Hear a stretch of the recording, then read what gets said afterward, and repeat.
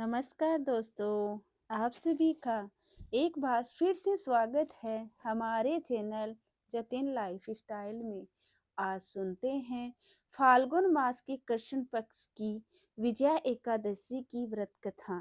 धर्मराज युधिष्ठिर बोले, हे जनार्दन, फाल्गुन मास की कृष्ण पक्ष की एकादशी का क्या नाम है तथा उसकी विधि क्या है?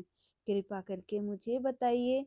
श्री भगवान बोले, हे राजन, फाल्गुन मास की कृष्ण पक्ष की एकादशी का नाम विजया एकादशी है। इसके व्रत के प्रभाव से मनुष्यों को विजय की प्राप्ति होती है। यह सब व्रतों के उत्तम व्रत हैं। इस विजया एकादशी के महात्म्य के श्रवण व पठन से समस्त पाप नाश को प्राप्त हो जाते हैं। एक समय देव ऋषि नारद जी ने जगत पिता ब्रह्मा जी से कहा, महाराज, आप मुझे फाल्गुन मास की कृष्ण पक्ष की एकादशी का विधि विधान कहिए।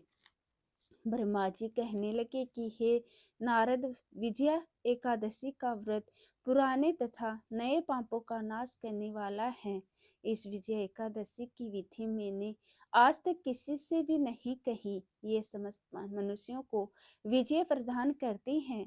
त्रेता युग में मर्यादा पुरुषोत्तम श्री रामचंद्र जी को जब 14 वर्ष का वनवास हो गया, तब वे श्री लक्ष्मण तथा सीता जी सहित पंचवटी में निवास करने लगे। वहां पर दुष्ट रावण ने जब सीता जी का हरण किया, तब इस समाचार से श्री रामचंद्र जी तथा लक्ष्मण अत्यंत व्याकुल हुए और सीता जी की खोज में चले गए। घूमते घूमते जब वे मरणासन जटायु के पास पहुंचे, तो जटायु ने उन्हें सीता जी का वृत्तांत सुनाकर सर्वलोक चला गया। कुछ आगे जाकर उनकी सुग्रीव से मित्रता हुई और बाली का वध किया। हनुमान जी ने लंका में जाकर सीता जी का पता लगाया और उनके श्री रामचंद्र जी और सुग्रीव की मित्रता का वर्णन किया। वहां से लौटकर हनुमान जी ने भगवान राम के पास आकर अब समाचार कहे। श्री रामचंद्र जी ने वानर सेना सहित सुग्रीव की संपत्ति से लंका को प्रस्थान किया। जब श्री रामचंद्र जी समुद्र के किनारे पहुंचे, तब उन्होंने मगरमच्छ आदि से युक्त उस अगाध समुद्र को देखकर लक्ष्मण जी से कहा कि इस समुद्र को हम किस प्रकार से पार करेंगे।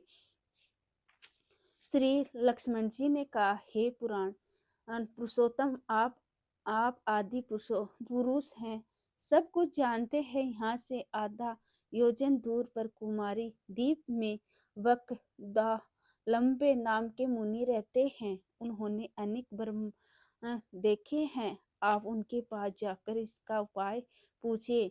लक्ष्मण जी इस प्रकार के वचन सुनकर श्री रामचंद्र जी वकदाल लंबे ऋषि के पास गए और उनको प्रणाम करके बैठ गए। मुनि ने भी उनको मनुष्य रूप धारण किए हुए पुराण पुरुषोत्तम समझकर उनको पूछा कि हे राम, आपका आना कैसे हुआ? श्री रामचंद्र जी कहने लगे कि हे ऋषि, मैं अपनी सेना सहित लंका जा रहा हूँ और राक्षसों की को जीतने के लिए लंका जा रहा हूँ। आप कृपा करके समुद्र पार करने का कोई उपाय बतलाइए। मैं इसी कारण आपके पास आया हूँ। वकद वकदालंबे ऋषि बोले कि हे राम, फाल्गुन मास की कृष्ण पक्ष की एकादशी का उत्तम व्रत करने से निश्चय ही आपकी विजय होगी। साथ ही आप समुद्र भी अवश्य पार कर लेंगे। इस व्रत की विधि यह है कि दसवीं के दिन स्वर्ण, चांदी, तांबा या मिट्टी का एक घड़ा बनाइए। उस घड़े को जल से भरकर तथा 5 पल्लव रख वेदिका पर स्थापित करें। उस घड़े के नीचे सत न जा और जो रखें, उन पर श्री नारायण भगवान की श्रवण की मूर्ति स्थापित करें। एकादशी के दिन स्नान आदि से निवृत्त होकर धूप, दीप, नैवेद्य, नारियल आदि से भगवान की पूजा करें। तत्पश्चात घड़े के सामने बैठकर दिन व्यतीत करें और रात्रि को भी उसी प्रकार बैठे रहकर जागरण करें। द्वादशी के दिन नित्य नेम से निवृत्त होकर उस घड़े को ब्राह्मण को दे दे। हे राम, यदि तुम भी इस व्रत को सेनापतियों सहित करोगे तो तुम्हारी विजय अवश्य होगी। इस व्रत को किया और इसके प्रभाव से दैत्यों पर विजय पाई।